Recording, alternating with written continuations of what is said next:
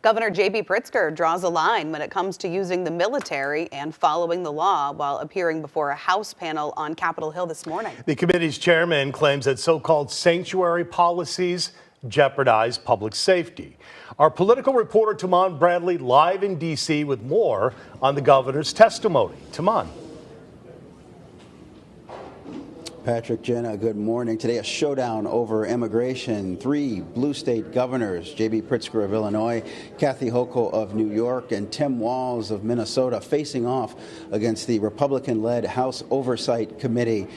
This hearing comes with the scenes of unrest playing out on the streets of Los Angeles as mass demonstrations are taking place over the Trump administration's crackdown on immigration, its mass deportation efforts. The room here at the Capitol is tense. Republicans brought posters with photos of immigrants accused of violent crimes.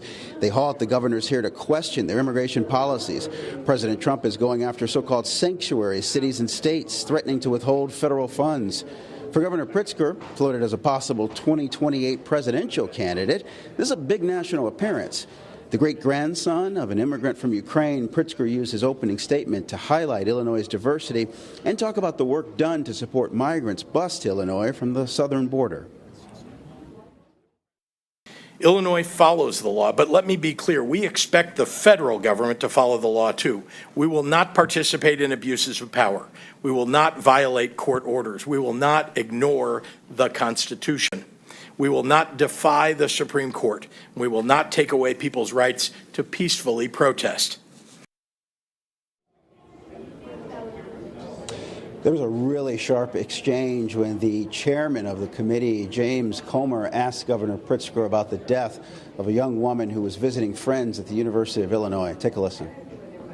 Did that criminal have been here in the first place? Did he have a right to be in this country illegally?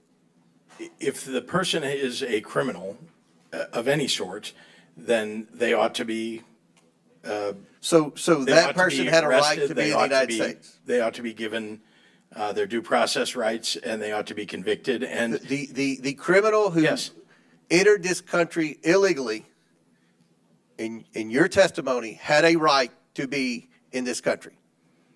No, I'm suggesting to you that when and I have responsibility for the state of Illinois, I can tell you that it's the responsibility of the federal government to manage immigration in this country. And if you're suggesting that the federal government didn't do its job, that is up to you. Let me ask you this.